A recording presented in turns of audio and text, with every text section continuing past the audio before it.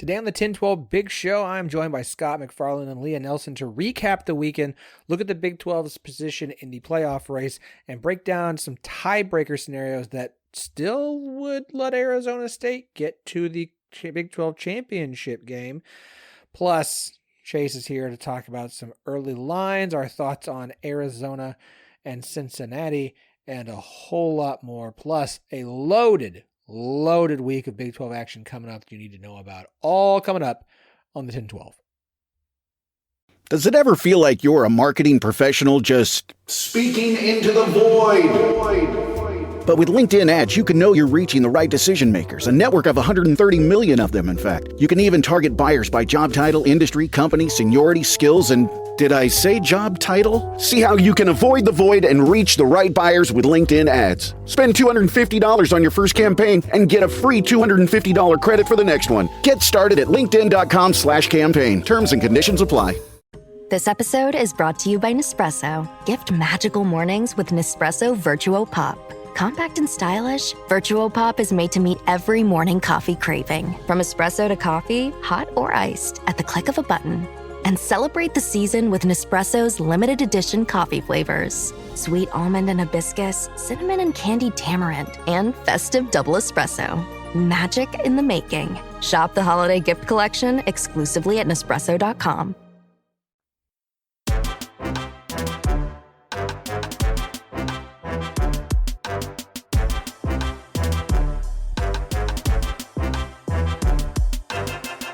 Welcome to the 1012 Big Show, where we recap the weekend that was of Big 12 action with a variety of guests.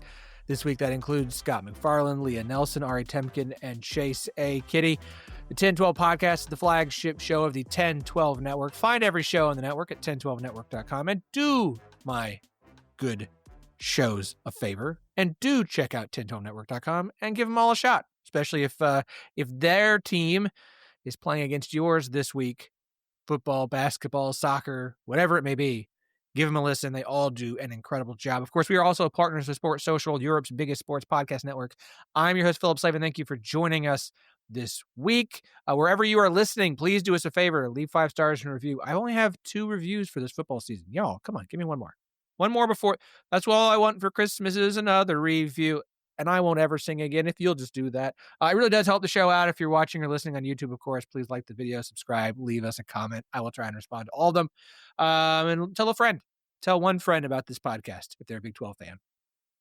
Or if they're an SEC fan or a MAC fan or a Sun Belt fan, whatever, you can tell them too. That's fine. I'm not prejudiced against any of them. They may want to know more about the Big 12 conference, and we're happy to help them out. So without further ado, we go to our first segment of the show, in which we go in the rotation. Joining us today, we had an Apple review that requested this pairing have their own show together. So I thought, you know what, we'll just test it out here. That's the way to do it. So I'm thrilled to welcome the host of our Kansas State show, Bosco's Boys, Scott McFarland, my good friend, back to the show. Scott, welcome back, man. Hey, I'm pumped to be here. Trying not to be too loud, but I think contractually I'm not going to appear on the show anymore unless Lea is also here to make that one commenter super happy.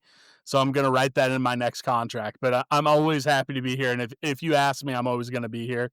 I'll just be a little bit more sad if Leah's not also here. So if that commenter is listening, I expect this episode shared on their behalf. And as he mentioned, on loan from the Cyclone Fanatic, of course, the trash talk queen of the 1012 Network, Miss Quad Cities herself, Lea Nelson. Woohoo! Thank you for having me back. And Scott, I don't know if you noticed, but we're both wearing purple. I think I did that just for you. Oh my gosh! I again, maybe I'm gonna stop declining if you're not also on with me, because woman after my own purple heart. So, not stolen valor, just K-State purple. So basically, to get Scott on moving forward, I have to trick him into believing that Lea will be here. It's and true. Just go. All right. So what I'm gonna do is screen grab Lea, and then they'll put it on my shot, and then we're like, okay, we're recording. It's me, gotcha, let's go. I was thinking that, I was like, you're gonna tell me it's Lea, and then out of nowhere, Andy shows up, or I don't know, like a random Utah fan, because I think this time next week I'm not gonna be nearly in as good a mood, but they're playing to get into the Big 12 championship still, so I think we'll be talking about that at some point. So probably so. I'm just going to enjoy this 20 minutes as long as I have it. Great. Well, let's dive in. With 2 weeks left in the season, I think we have a 3-team race for Arlington. And by I think we have a 3-team race for Arlington. And all 3 won in dominant fashion this past weekend. Texas Tech beats UCF by 39. BYU beats TCU by 31. And Utah, as you mentioned, beats Baylor by 27. Few quick takeaways on each of those games. Texas Tech is 10-1, their first 10-win season since 2008. This is what they've been building for the last 4 years, and it's here. It's paying off, and they are so good. And nationally, they are still not getting the credit they deserve for how good that defense is. I cannot wait for whoever they face in the playoff because everyone's going to go, "Oh, this is a good defense. Yeah, you should watch more Big 12 football, y'all goobs." For Utah, Bird Fricklin is going to be very interesting when he finally takes over as Utah starting quarterback moving forward. And then understand this is very much a like. We see this all the time. Guy runs real well, comes in for little bits. We love what he does and then have very high expectations for him. Kansas State fans, of course, nodding their heads. And then so that's why I call it interesting and not like, this is the next guy, because we don't know for sure. But he is one to keep an eye on. And finally, BYU gets better and better every single week. And unfortunately, they're not going to get the credit they truly deserve for it because there's too much early season Big 12 prejudice built into this team now. I understand what Texas Tech did to them. Texas Tech's defense is doing that to everyone. It's a whole lot easier when you don't have Jacob Rodriguez on the other side of the field to play offense. Okay. Glad we all understand that. Again, Texas Tech's defense doesn't get enough credit. BYU's going to get too much against them for how they played against Texas Tech. These two things both correspond and correlate. Both of you, Lea, I'll let you go first. What are your thoughts on the 3 teams still in contention after this weekend? Well, I mean, I think we can kind of just all agree that Texas Tech will be in the conference championship, and it kind of comes down to obviously BYU and Utah. I like the way BYU is playing. I still keep going back to the BYU Iowa State game, and that's the one game I decided to go to this year. And I should just never go to another game again if that's what I was going to see. But I'm kind of interested to see what happens this next week because I would love for it to kind of come down to a tiebreaker. And I'd love to get like Utah sneaking into that conference championship as well. But I don't know. We'll see. Well, and when I'm looking at it, again, I'll be 100% honest because once K-State got destroyed by Texas Tech, I did not spend, 14 hours running through all the tiebreakers. If there's multiple, 7-2 teams, is that what gets Utah in over BYU is when they start mucking it all up? And I said that with an M, so you don't have to throw a explicit rating on there because I don't see BYU dropping 2 games and they have that head-to-head tiebreaker. Again, that Cincinnati game could get spicy, but I don't see them losing to BYU. So when they start getting all the other teams involved in the tiebreakers, is that how Utah could really get back into this thing, Phillip? Yes. Yeah. Perfect segue. Perfect next segue. All right. So, I didn't even mean to segue. I will say, perfect. look, sorry, I do want to say something about those 3 teams. Okay. Because I truthfully, I didn't do enough homework on the tiebreakers. Those 3 teams, all 3 of those teams, and I'm famously not a playoff guy, right? I'm famously not a playoff guy. I don't care about it. But I think all 3 of those teams are deserving and they are good enough. And on their day, they could beat a lot of teams that are going to be in front of them in that college football playoff poll. Utah and BYU have the capabilities that honestly, if you put them head to head with Ole Miss, give me both BYU and Utah, right? If you put those teams up against whoever the 3rd team from the Big Ten gets in, give me those teams. Just based on where they are in the rankings, they probably are going to end up having to play like Georgia or something if they do squeak in. But those teams are both, I think, getting looked down on because of preseason bias. And then again, the computers hate BYU. I think they both are losing out on a couple different things, and they both deserve a lot more respect. I know we all are banging the drum for BYU because they only have the 1 loss, but when you look at Utah and when I watch them play, if those 2 teams played again, I would pick Utah. I think they're the better team. But I think both of those teams are kind of getting looked down on, not only by the AP, the coaches, but also college football playoff poll. We'll circle back around to that because I've got that in my notes here as well. Okay, so yes, I understand there are 3 teams who also have 2 conference losses like Utah. And there is a very slim chance they could all get back into this race if chaos happens. Now, listen, using the IMRED's tiebreakers, the ball.notnothing.net, and he's got the Big 12. And I tried to go through as many options. There are 15 games left to be played. I ain't got the time to sit here and try every single possible scenario. What I did do quite a few. And I did operate from a few assumptions, like Texas Tech's going to probably beat West Virginia. Okay, Texas Tech's going to be in Arlington. Yeah, so let's just put Texas Tech in there. And so the question is, who is Texas Tech going to play? If Texas Tech and BYU went out, we're getting a rematch in Arlington. If Cincinnati beats BYU next week or this coming week, that's when it gets interesting. That game is huge. Fox is taking big noon Saturday to that game. It is a massive game. I hate that Cincinnati lost to Arizona on Saturday. Nothing against Arizona. I just hate that that's no longer going to be a top 25 CFP poll matchup and a big opportunity for BYU on a national stage to beat a ranked team and maybe get some more credit that they deserve. But it isn't. But if Cincinnati beats BYU, things get really interesting.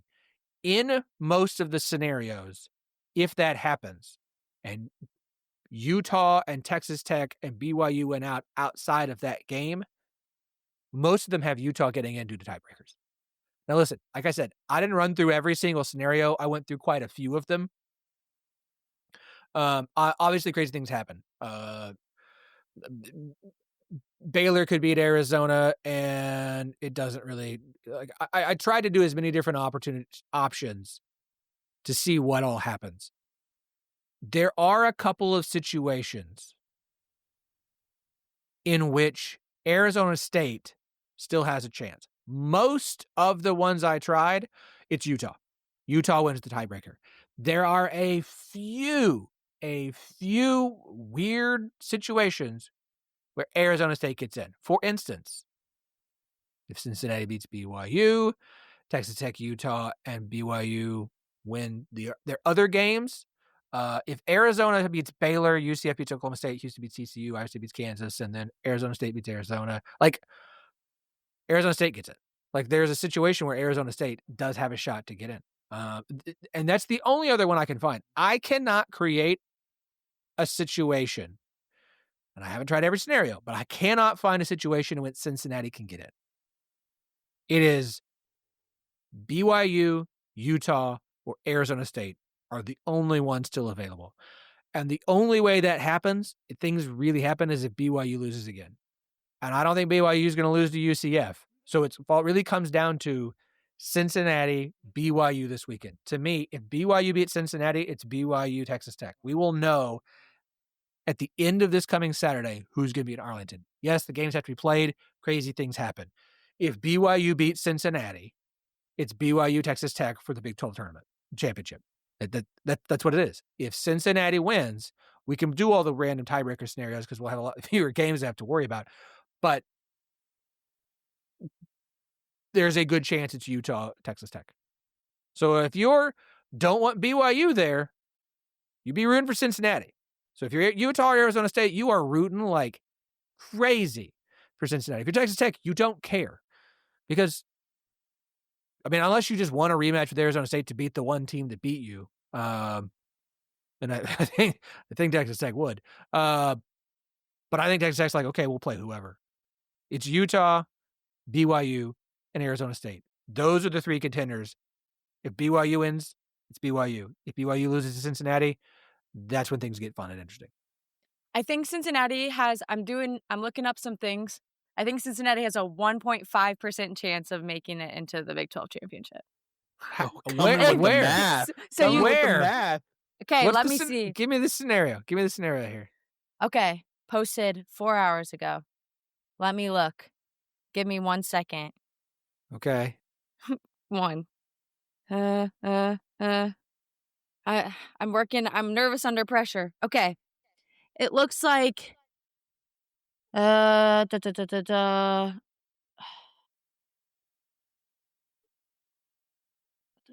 Okay. I'm reading. Okay.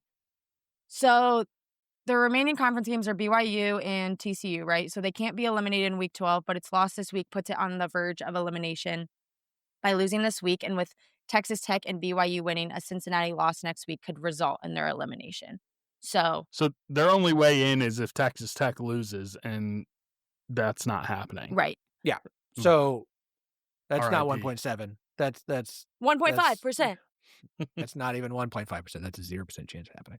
Sorry. Listen, I like West Virginia's turnaround. Actually, we'll talk about that later. ESPN FPI, it's a 8.7% chance of happening. West Virginia losing to Texas or beating Texas Tech. So sure. Let's all gang up on Phillip. Sure.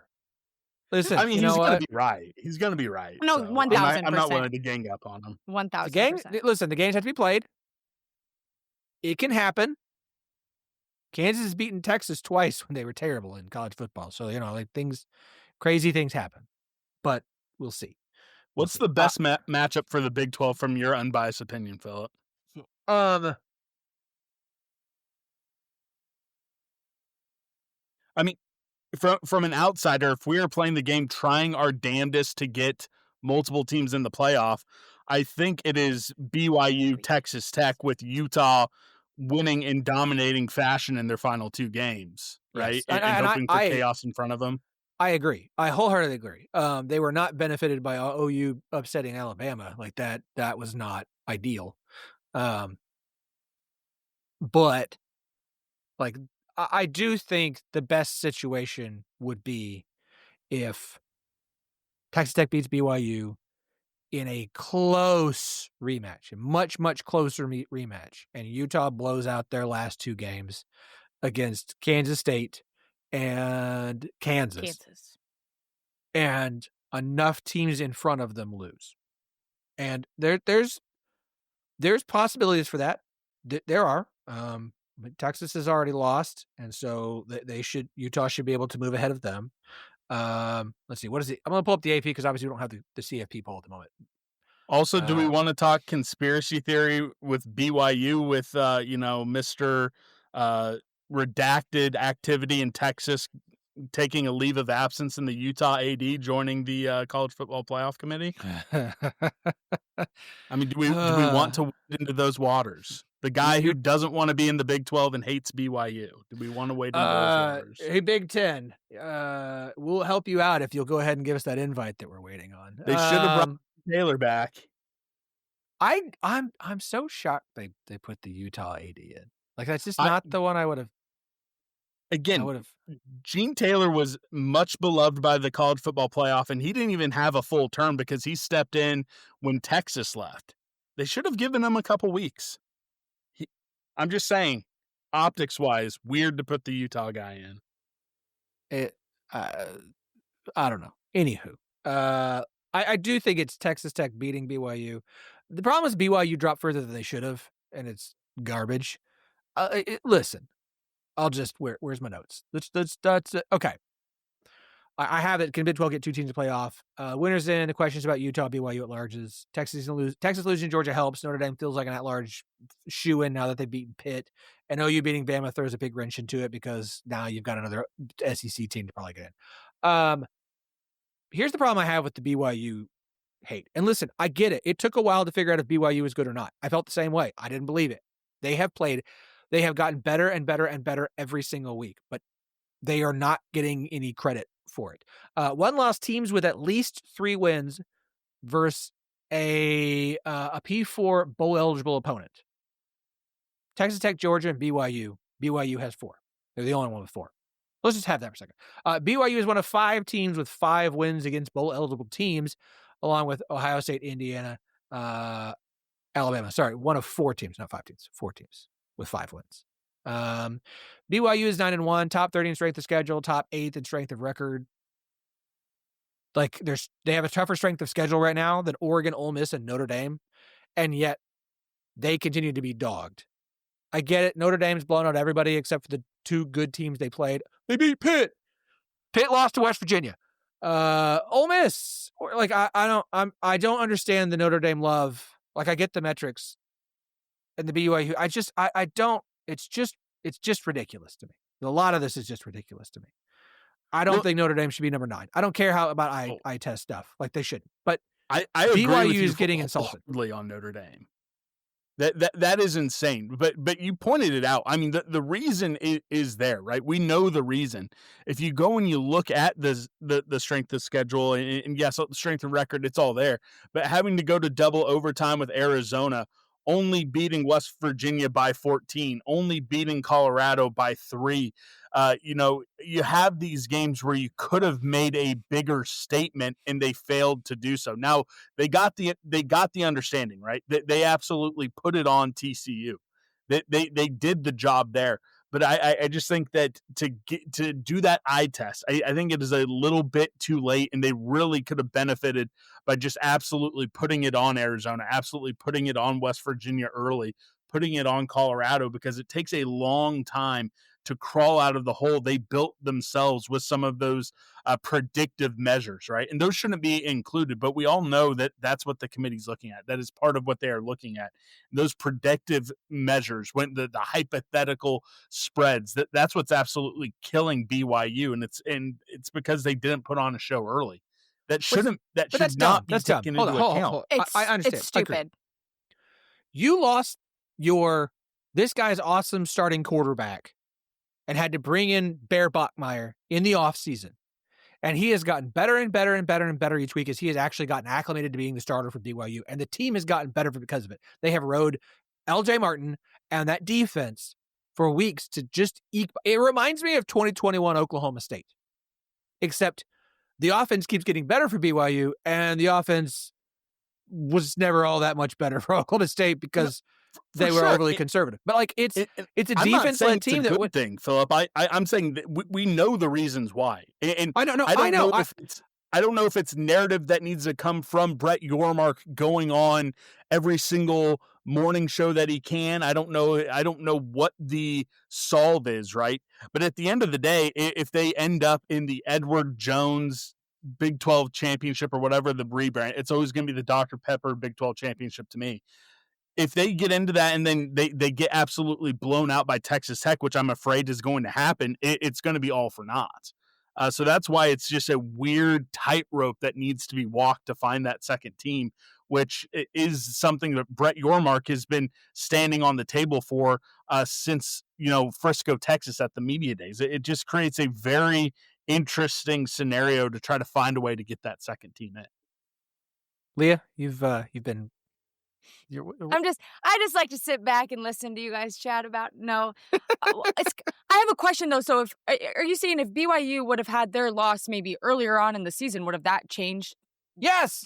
Yes. Oh yeah. Well, if they would have opened, also silly.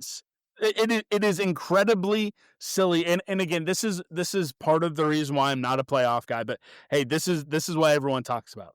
If they would have had Colorado, if they would have switched spots on the schedule, Colorado and Texas Tech, and they just got destroyed by Texas Tech early, and if they were playing Colorado, if they would have played Colorado on November 8th, they would have been able to absolutely just put it on and maybe send Dion into retirement. Like they could have absolutely destroyed them if they just had those spots on the schedule mix. Again, that is why this idea and why the emphasis on the playoff I think is stupid.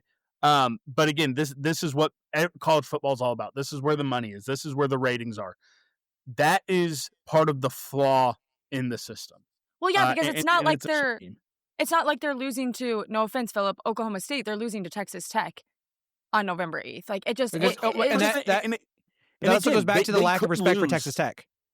Oh, well, and here's the thing. BYU, again, they could end up going 11-2 with only 2 losses to the most dominant defense the Big 12 has ever seen.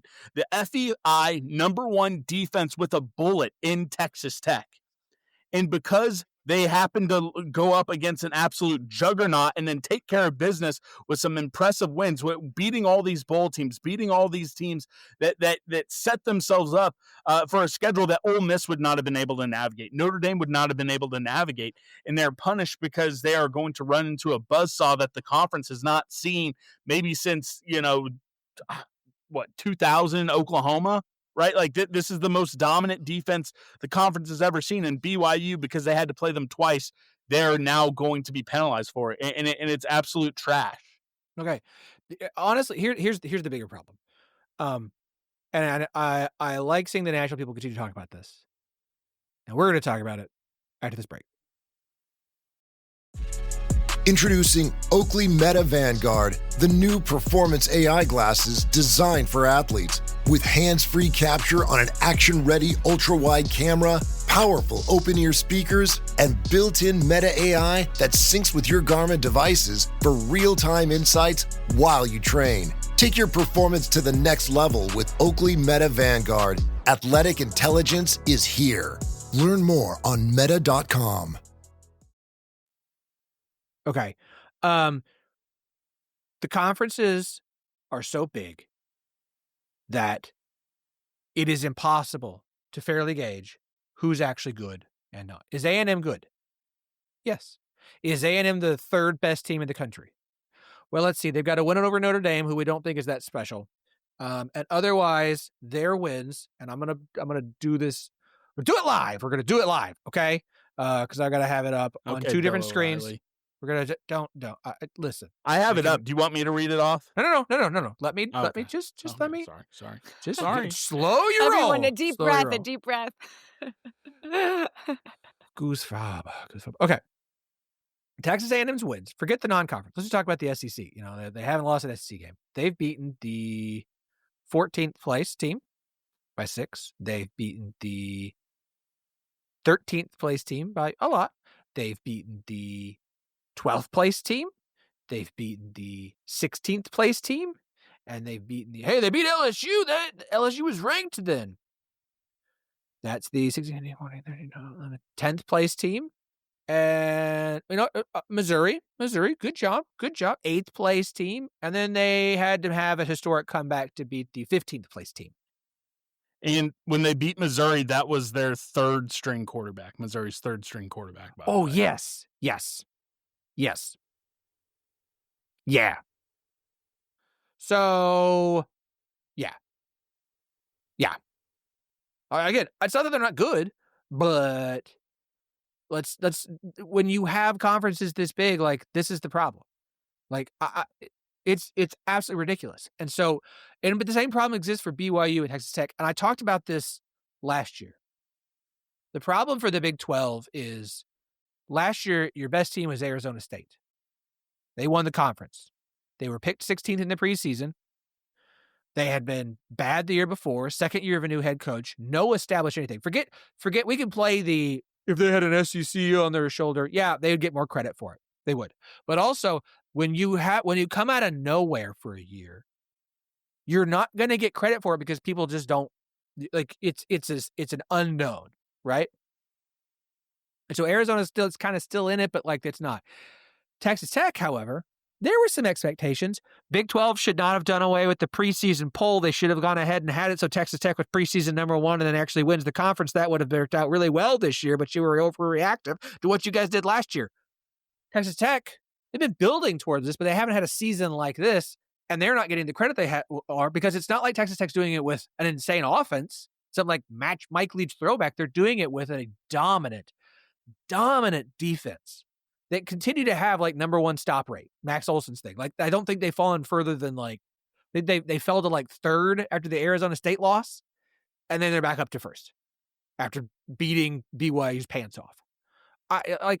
Texas Tech is ranked too low. Like, they shouldn't be as low as they are. They are, but again, Big 12, like, hey, they got that loss, like, it is.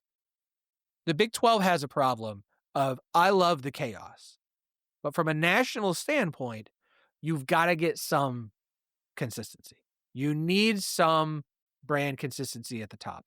And it's okay if it's 3, 4, 5 teams. But this is the problem when you don't have the established brands anymore that are there, and you have a 16-team conference, and so this all gets chaotic and crazy and weird, and who knows who's going to be this year. Like, honestly, this was the worst time for the Big 12 to go to 16 teams. I agree with you, Phillip. I do have a question. This isn't going to help anyone this year, but do you think with BYU having 2 straight years where they have been, top 15 in college football, and then the assumption, outsider looking in, they seem to be playing the NIL game pretty well. Texas Tech is the most famous NIL success in the history of college sports, right? If you look at all the big NIL stories and teams built on the NIL and having all the talk around NIL, they're the first team to actually back it up. And they seem to have the infrastructure where they are going to be paying as much as they can legally for rest of time. Do you think that those two stories are going to help the conference moving forward? Because I think you're correct. We went to 16 at the absolute worst time. The changes in college football happened at the absolute worst time. But I do think with how this conference is evolving, with BYU now having this second straight year, Texas Tech being so visible, and again, as much as I hate it, Utah now kind of living up to what people thought they were going to be. Do you think that is going to be enough? Do you think these last 2 years will be enough that now folks will say, all right, here are the brands, here are the stalking horses, these are the teams to chase after in the Big 12? Or do you think it's still going to take an extra year of BYU, an extra year of Texas Tech, seeing if Utah can do it post Whittingham? Do you think that's enough, or do you think we'll be going through this again next year? I think that if Texas Tech comes back next year and is back in the conference championship game, the Big 12 is going to get more credit. I think the thing that killed BYU, because there was expectations for them in the offseason, and then they lost their starting quarterback, brought in back Per Bachmeier, and everyone wrote them off as this is a team that's probably not going to be very good this year. Yeah, and we can't fix this year. I know. I'm looking forward. There's things you've got to get. You have to have some semblance of consistency. And the Big 12 is really bad at that. And it doesn't have to be it's the same. We don't need a situation where it's the same team every year. But you do need a situation where the teams at the top are consistently the teams at the top. And you need those teams at the top. And I will keep hammering this drum. You have to do something outside of conference play.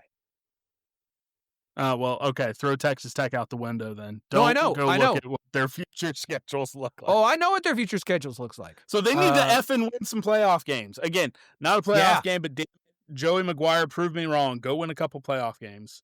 I think listen, I think they can.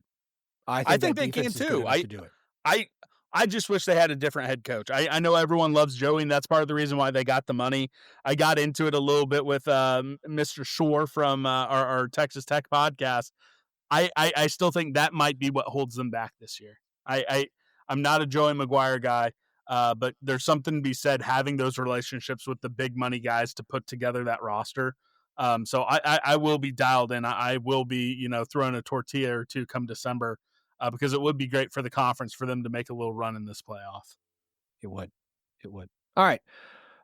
We got a few other teams we need to talk about here for just a minute at least. Hold on. My notes are all out of place. Okay. I said it last week. I'll say it again. I have been impressed by West Virginia's turnaround this season. Tough way to lose to Arizona State when they had the opportunity for a road win there and to stay potentially in bowl contention. They would have had to beat Texas Tech in 2 weeks, and that wasn't going to happen. But a 5-win season, listen, a 4-win season where you get 2 conference wins and a win over your rival in Pitt and look like you continue to get better as the season goes on is a win for Rich Rod in year 1 back in West Virginia. I was very impressed with their performance. Listen, we picked them to cover on the Picks Pod. We were right. Tough way to lose that way, but I want to give props to Arizona State.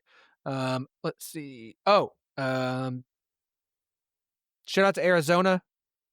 Similar to BYU. Been down on them this season. I have not trusted them.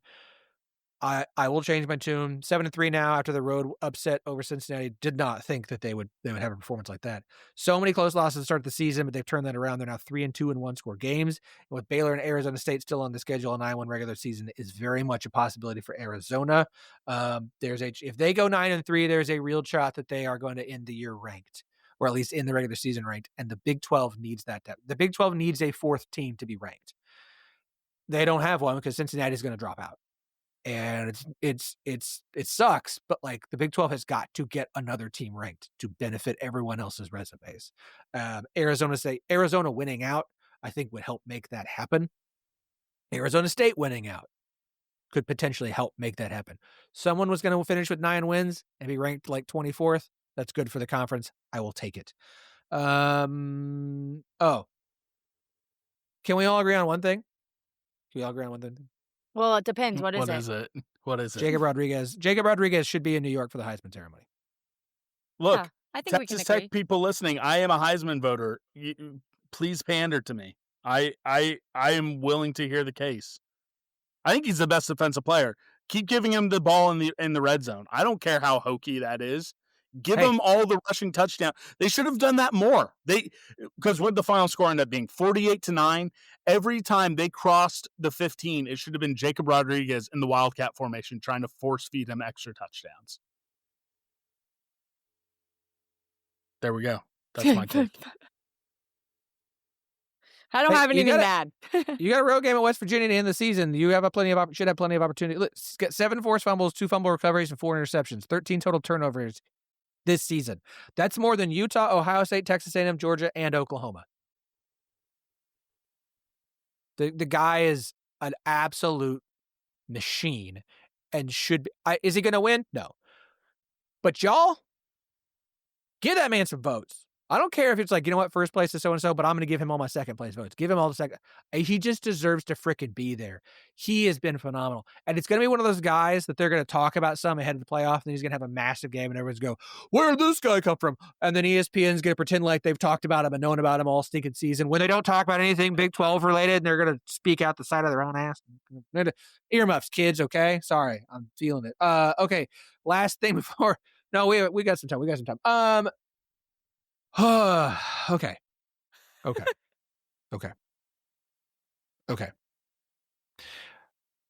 Baylor. Shout out to Grayson Grundhofer of Sick on 365. Baylor's now 6-13 against Power 4 schools in McLean Stadium since 2022, with a 1-10 record in what he would classify as, quote, big games. The Bears have been outscored by an average of 14 points in those 11 games. Baylor could still get to a bowl game. We'll talk bowl games here in a second. Could still technically get to a bowl game. There's a lot of jobs open. There are going to be more jobs that come open. We're going to see other P4 head coaches probably move around a little bit. And I know it's not a great time to do it, but if you're Baylor, I don't know how you bring Dave Aranda back for another year, especially given how many upperclassmen you have on this roster and how much you'd have to replace. Do you really want to start a rebuild with Dave Aranda next year?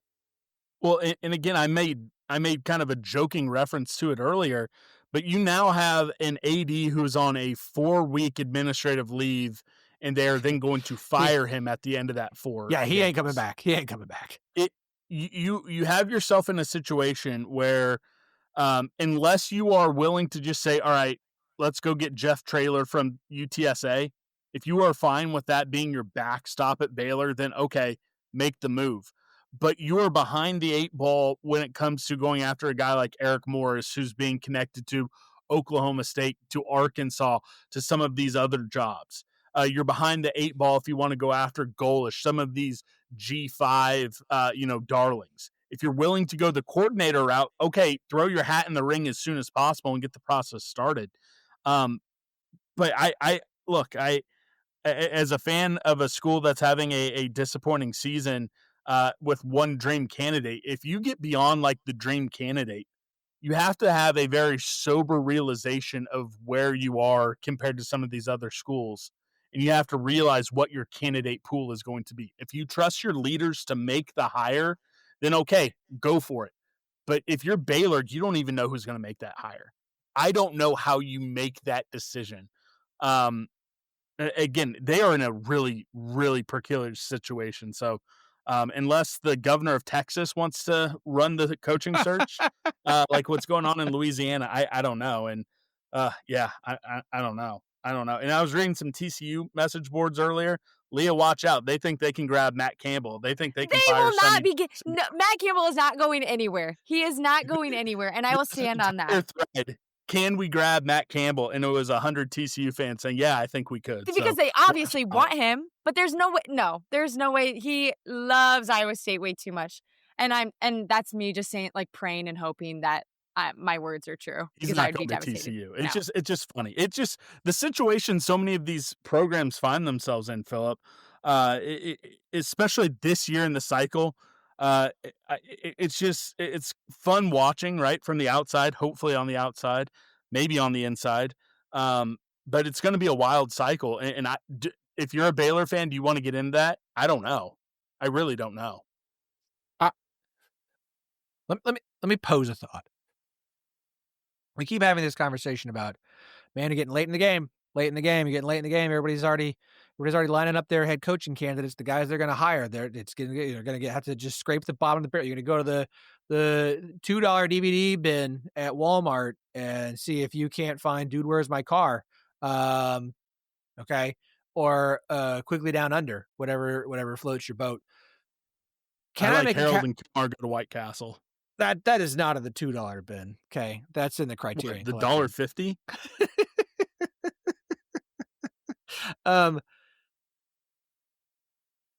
One of the things that I see talked about with Oklahoma State and their desire to make a hire quickly when the season ends because of the way the recruiting calendar works, and we're seeing stuff about Virginia Tech and what's his name from Penn State who got fired, Franklin. And I think you got a lot of schools who are going to want to try and make their hires quickly, right? We want to get that guy in. We got to get our guy. We got to get him in here. You got a lot of teams that are going to be playing in the playoff. 12 of them, right? Those are going to that's going to include a G5 team, potentially Eric Morris at UNT. That's going to include some coordinators like Colin Klein at A&M. I know that everyone's not going to make their hire right away, but I do wonder if there is going to be some opening up later isn't going to kill you, because some of the candidates you might want aren't even going to be available until January anyway, or late December. And so I'm not saying that that's a perfect situation. And Baylor's in a bad spot because I don't know who's going to make the hire. But I don't think, oh no, 12 other schools have already opened up ahead of us, we can't open up now, is not necessarily a reason not to open.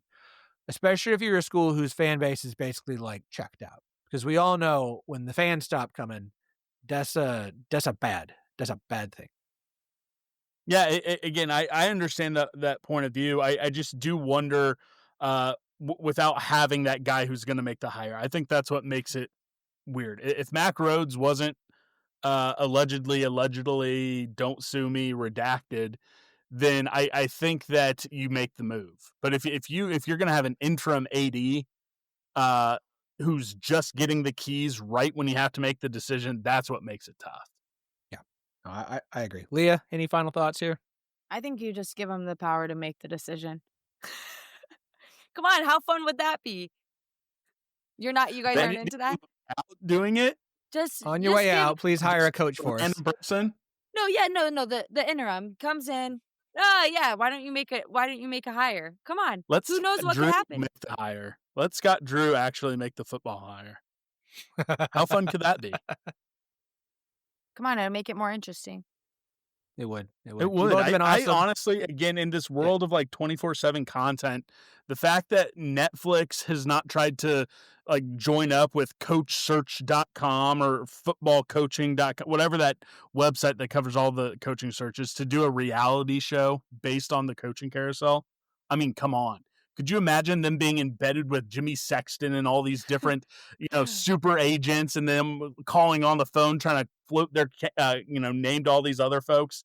Matt Campbell is floating his own name because he doesn't have an agent, because he's just trying to get another raise at Iowa State. I mean, it would be amazing. It would be the best reality TV show of all time. Watch your mouth.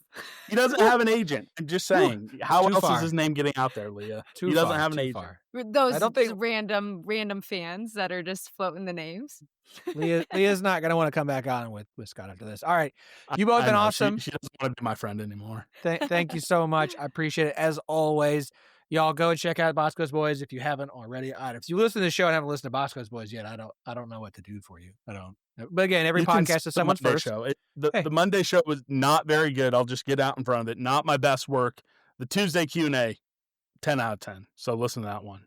There you go. And of course, you can check out Lea on Cyclone Fanatic. And if you happen to be in the Quad Cities, check it out. Just look for, if everyone stops to wave at someone going down the street, that's Lea. That's her, the queen of the Quad Cities. All right. Appreciate you both as always. Thanks so much, and we'll talk to you again soon. Thank you. Bye-bye. This is Jason Momoa, and I'll be your finance professor today. Welcome to Banking Smarter 101 with Chime. Bam! First lesson, sign up for Chime and set up direct deposit. You'll be joining millions of members banking fee-free. Second lesson, get cash back on eligible purchases while building credit and a higher APY on your savings.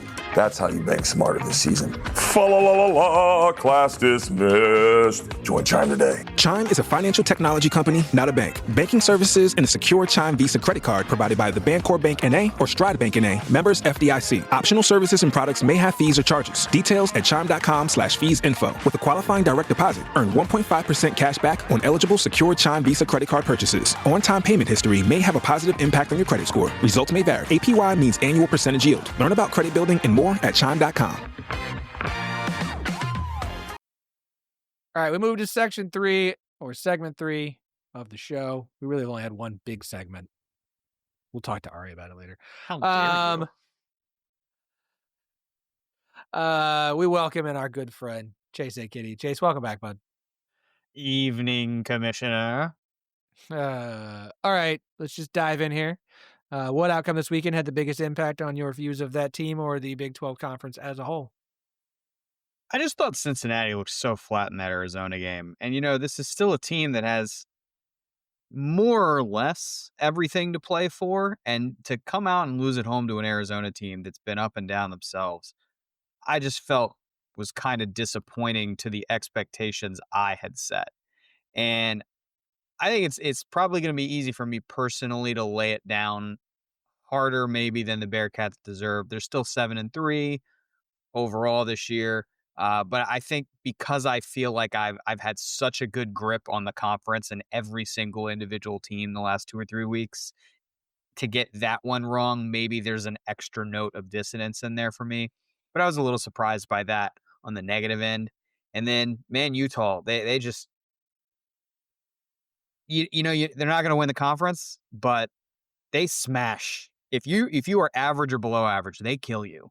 And they just looked as dominant as you thought they were going to against that Baylor front. Yeah. Utah is the third. Like, it's wild. Like, they really had 2 close losses to BYU and Texas Tech. I know Texas Tech pulled away late, but, like, they were 2 close losses. Utah is really good. They just had the misfortune of losing the 2 teams that are going to probably end up in Arlington, barring a Cincinnati upset.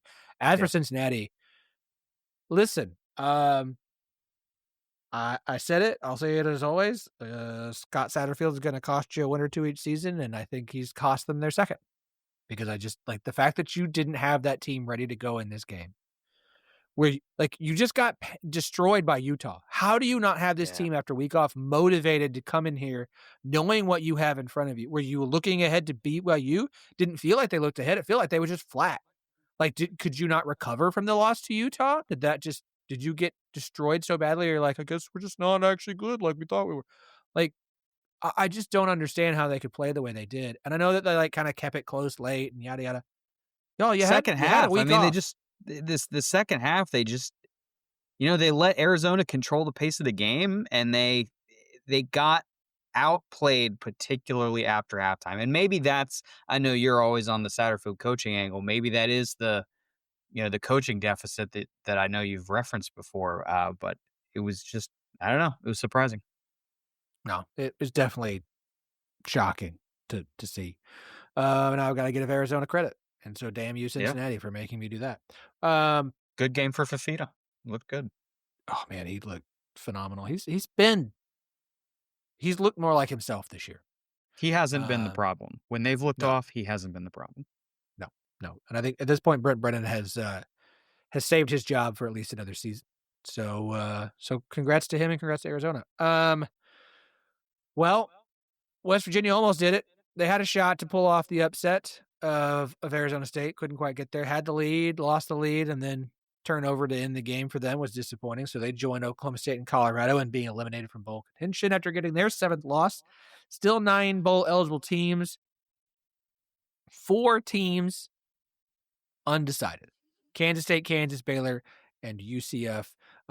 Kansas State, Kansas Baylor, 1 win away. Chase. Kansas State needs 1 win, and yes, they have Utah this week, but they wrap up the season at home against Colorado. I remain very confident, especially since they pulled off the very, very ugly win in Stillwater, that Kansas State's going bowling. I agree with that. I don't have anything to add, so I'll just remind you that as the number one Oklahoma State fan on this podcast, I believed in the Cowboys. I've always believed in the Cowboys, and once again, that's a fat point spread this week. I'll be taking it. Not to spoil. Come back midweek. Maybe we'll find a sense of mystery, but I'm just going to tell you right now, I'm going to be on Oklahoma State yet again this week because these numbers are fat. Especially when they're playing, like, not good. You're playing, I get it. It's at UCF, yada, yada, yada, but, like, have you watched UCF play football? I don't think they should be favored by a lot against anybody. Kansas still needs 1 win. They've got Iowa State. And now I forgot what the other game was. Hold on, let me look it up real quick. I think it's Arizona. No, it's not Arizona. It's good grief, Phillip. This is embarrassing. It's Iowa State and Utah. Yeah. On the road at Iowa State, home for Utah. I don't know if that's happening. I mean, they could beat Iowa State, but even with Iowa State's problems, I still think Iowa State's a better team than Kansas right now. So yeah, I would lean no on that. I think I would as well. And that's what I have is a lean no. Literally, that's what my no says. Kansas lean no. Baylor also 1 win away. Their schedule is more manageable, but this is also Baylor we're talking about, at Arizona and home for Houston in the finale. I feel 50-50 here. Like, I don't want to pick them to, but could they do it? I mean, listen, I don't think they're going to fire Aranda before the end of the season, not with the AD troubles they've got going on. And so maybe they find a way to get a 6th win on the road or at home against Houston. I would say it's more likely than Kansas, but if you're getting the same Arizona team that just played in Cincinnati, I'm not picking Baylor in that game on the road. And Tucson at that. And then, Houston's been pretty good. 1 weird game against West Virginia side, and I guess you could throw the weird Friday night at Oregon State in there too. But like for the most part, when you've gotten good to good or above Houston, like I don't think this Baylor team's gonna win that game. So this is another lean no for me. Yeah. No, I'll leave it at maybe. UCF needs 2 wins. They should beat Oklahoma State this week. They end the season with BYU. No, UCF's not going bowling. But a 5-win season in year 1 for Scott Frost in his second trip to Orlando, given our expectations, that's pretty good. I'll take it. I agree. And with all the weird roster and everything else, and making Alex Grinch look like a competent defensive coordinator again, it's pretty good. Pretty good. That, I'm glad you called that out. That is one of the storylines. There's a million storylines in college football. There's 136 teams and all the coaches and all the player movement. That's one of the ones that it'll get no national press coverage. It's interesting. I don't want to make too much out of it, but the way Alex Grinch was name checked over and over and over and over again as a scapegoat at previous stops, for it to be okay now with less resources than he has had in previous roles, I think is interesting. I mean, listen, it's really interesting to me that he has done better. He's done better with less. That's how some people are. Yeah, because the whole point was like he was a good defensive coordinator at Wazoo when Leach was there. And it was the big like, oh, wow. And then it's Ohio State, and then it's Oklahoma, and then it's USC, and then it's a year in Wisconsin, and it's not good anywhere. And now he's at USCF, and I'm not saying he's suddenly like great defensive coordinator again, but like he was a really good defensive coordinator at Wazoo. Like that was the whole point. Like he did a good job, and that's why he got all these other jobs, and then kind of flamed out at all of them, and yet kept bouncing around all these jobs, and now he's at UCF, and like dude, if you have success there, maybe stay this time. maybe just hang. Maybe don't try and run off to some big time job again. Just be like, hey, you have a job at a P4 school. It's pretty good. So why don't you just keep that one this time. So, yeah, I mean, props to him. I mean, he's figured some things out there. It's been pretty impressive. You mentioned the opening line, Oklahoma State, UCF. What other opening lines are you keeping an eye on or stuck out to you? That was really the big one, just because it's the one of the trends I'm really on top of right now, and I know the market's not going to catch this. Like, this is not like Kansas last year where they were taking down outright, Big 12 contenders week after week, and so the market eventually caught up to what was going on. You are you're a fan of this school. I almost said you were an alumnus of this school. Not correct, but fan, yes. I know that now. Didn't 3 months ago. You are a fan of this team, and you are now watching this team. I'm gonna guess. So people are not catching on here. I watched the game Saturday. I had it on. What was your take then? What was the feeling? You see what I see? I don't like to bash quarterbacks. But if you had a guy who doesn't throw 3 interceptions, Oklahoma State should have won that game. Like, Oklahoma State should have won that game. You had multiple turnovers, including some in the red zone. Like, Oklahoma State should have won that game. But they're so bad at quarterback, they could not. Like, it was a really frustrating game in a season when you're just kind of like, okay, it's fine. We're just getting to the new coach. To be in a game where you're like, they should actually win a game, and they can't. So, yeah. I think the other one may be interesting we could talk about briefly. Arizona State lands 7 in the hook on the road at Colorado. If you're still pushing dead Colorado theory, I don't think that number scares you. No, if you want to take a jump, you want to take a leap, then you would see the path to Colorado being a pretty sharp professional side there. But I mean, you would have to know something to feel comfortable betting that at this point, in my opinion. Yeah. I don't know. Also, I'll say this. I get it, but also Houston's a 1-point favorite against TCU. What have we seen from TCU in recent weeks to make me think that they should only be a 1-point road dog at Houston? This is the same handicap as last week. Like, what TCU team are you watching? Because the one I'm watching, that line doesn't make sense. The one that barely beat West Virginia, the one that scored 17 points against Iowa State, the one that got blasted by BYU. Like, what TCU team are you watching to say they should only be a 1-point dog against Houston? I'm sure there's some metrics that are probably going to back that up, but I'm like, I think what it is I would love to ask an actual originator this question, because I'm probably not qualified to answer it. But I think when you have a team like TCU and then they get the early data points where, like, they beat SMU and now SMU is, like, in position to potentially play for the ACC title and go to the playoff again. Isn't every team in the ACC in potential position? It's like Pitt, Georgia Tech, UVA, and SMU, I think. Woof. Yeah. But the point being, I think when you have that data that's, like, backfilled and then it ripples forward and affects your week 13 odds line, opener, I really think if that's kind of why, that would explain why that number is what it is. Now, I know some people, depending on how they've set up their systems that make numbers, they will start to de-weight data points the farther back in the rearview mirror they are. So I think if you have a system that's set up like that, then you're probably accounting for what's going on in the last 5 weeks with TCU a lot better than if you're not.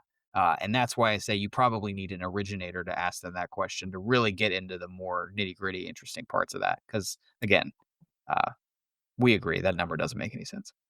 Man, I look at some of these Big 12 lines and I'm like, I feel like I might be pretty confident when we make picks on Wednesday. Yeah. I mean, honestly. Now, granted, I'm looking at the circle lines that dropped earlier, and these will change before the time we get there. But I'm just kind of like, yeah, I'm feeling pretty confident. Utah only minus 16 versus Kansas State. Yeah, I know. I kind of feel the same way, and I felt the same way last week. I was like, this is a little boring, but I just feel like there's an obvious side to all these Big 12 spreads. And then, I was like 5-1 in the Big 12 games. So I think I just really see the board very clearly right now, and we'll see if there are any extra wrinkles these last couple weeks. All right. Well, Chase, we'll talk to you again on Wednesday for our picks pod that'll drop Thursday, and enjoy your week. We'll look forward to talking to you again then. Absolutely. See you Wednesday, Phillip. All right, to wrap things up, we're going to look around the Big 12 Conference. Oklahoma State men and women and the West Virginia women cross-country teams won their regional races this past weekend to advance to the national championship. On the women's side, BYU, Colorado, Iowa State, and Utah will join the Cowgirls and Mountaineers. On the men's side, Iowa State, BYU, and Colorado will join the Cowboys. Multiple Big 12 men and women qualified as individual runners from TCU, Cincinnati, Kansas, Texas Tech, Baylor, and Arizona. Championship is this coming Saturday morning in Columbia, Missouri. BYU swept the men's and women's races last year. You can watch that on ESPN+. It's a great way to start your day because it's before all the footballs kicks off. I would suggest putting it on, especially if your team is in there, especially if your team is named Oklahoma State, BYU, or Iowa State.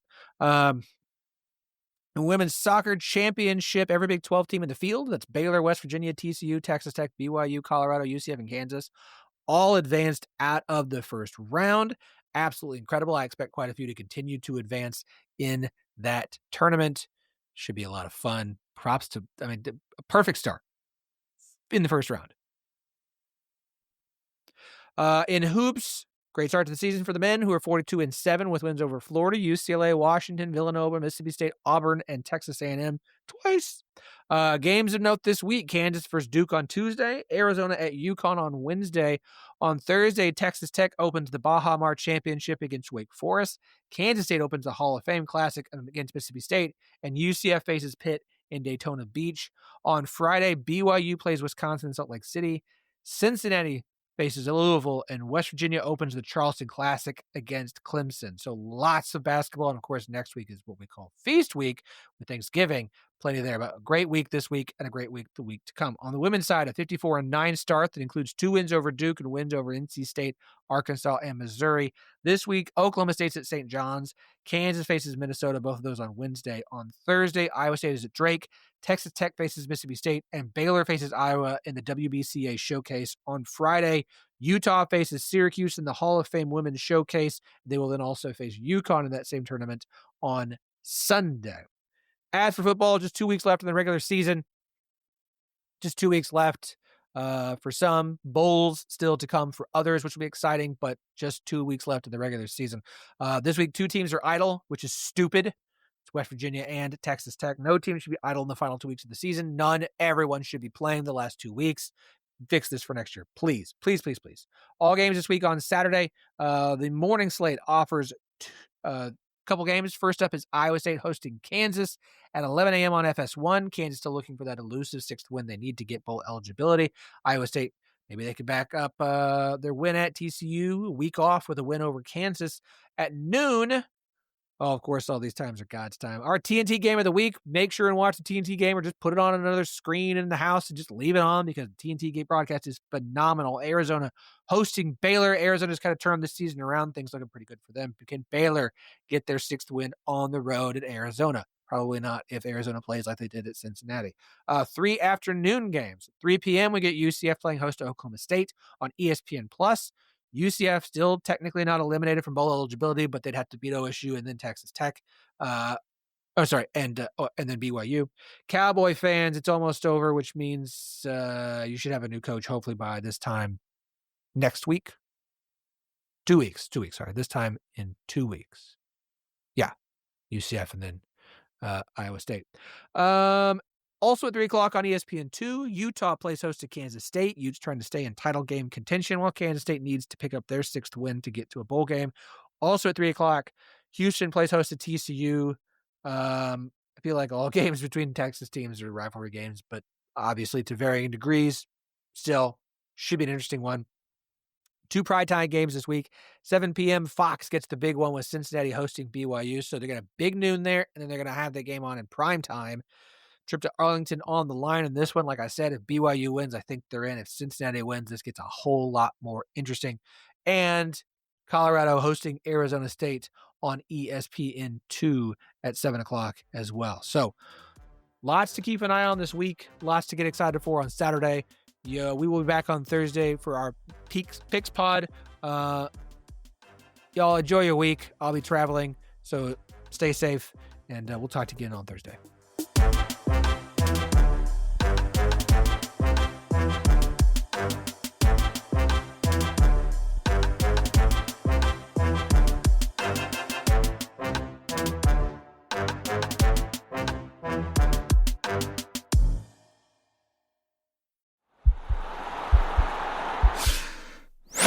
This podcast is part of the Sports Social Podcast Network.